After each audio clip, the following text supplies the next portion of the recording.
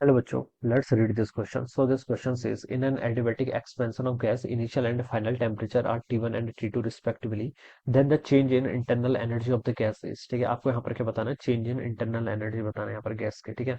तो देखिए बच्चों, इस क्वेश्चन का की कॉन्सेप्ट आप क्या लिख सकते हैं, the key concept of this question, change in internal energy बताना है in case of the adiabatic expansion. तो आप एडियाबैटिक एक्सपेंशन लिख लीजिए, ठीक है। क्या लिख लीजिए बच्चों, adiabatic expansion.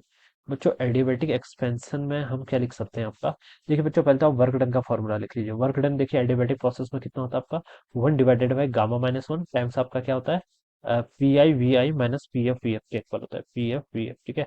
This is the work done in the adiabatic process. Adiabatic process में आपका इतना वर्क डन होता है, ठीक है। और फ्रॉम हमें देखिए आर और टी के टर्म में बताना है ना। तो देखिए पीवी इक्वल टू एनआरटी होता है, क्या होता है, पीवी इक्वल टू एनआरटी। तो मैं यहाँ से ये लिख सकता हूँ, पी आई वी आई देखिए किसके इक्वल होगा, आर टाइम्स टी आई के इक्वल होगा, ठीक है। एनआरटी के इक्वल होगा। और सिमिलरली पीएफ वीएफ को मैं क्या लिख सकता हूँ, एनआर, ये आपकी मैं टीएफ, ये आइडियल गैस इक्वेशन की इक्वेशन है ना, यहाँ से लिख सकता हूँ। तो देखिए अगर मैं इसको यहाँ पर रिप्लेस कर दूं, 1 डिवाइड बाय गामा-1, पी आई वी आई को मैं यहाँ से क्या लिख सकता हूँ, एनआर, ठीक है। एनआर को आप बाहर लिख लीजिए, ठीक है। और यहाँ पर से कितना हो जाएगा आपका, T I minus T F T हो जाएगा, ठीक है। यहाँ पर देखिए आपको इनिशियल और फाइनल टेम्परेचर, इनिशियल T1 है, फाइनल T2 है, ठीक है। तो अब इसको, और ये 1 मोल की बात हो रही है, ठीक है। क्वेश्चन मेंशन नहीं है लेकिन 1 मोल, एन इज इक्वल टू 1 होगा, तो आर डिवाइडेड बाय कितना हो जाएगा यहाँ से आपका, देखिए गामा-1, ये टर्म तो ऐसे रहेगी, ठीक है। टी आई कितना आपका, T1 माइनस T2।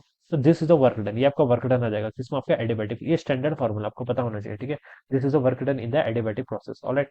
अब हमें क्या बताना है, चेंज इन इंटरनल एनर्जी। देखिए फर्स्ट लॉ ऑफ थर्मोडायनेमिक्स से हमें पता है डेल्टा क्यू किसके इक्वल होता है, डेल्टा यू प्लस डब्ल्यू के इक्वल। जितनी आप हीट देते हैं वो कुछ इंटरनल एनर्जी को इंक्रीज करने में जाती है और कुछ वर्क डन होता है, ठीक है।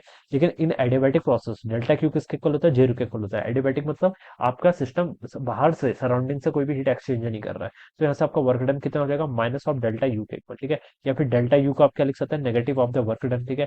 तो negative of the work done आपको यहाँ पर लिखा है, आर डिवाइडेड बाय कितना, गामा-1 टाइम्स आपका T1 माइनस T2, ठीक है। आप इसको यहाँ पर आप मल्टीप्लाई कर लेंगे, तो ये देखिए कितना हो गया आपका, आर डिवाइडेड बाय गामा-1, ये तो ऐसे रहेगा।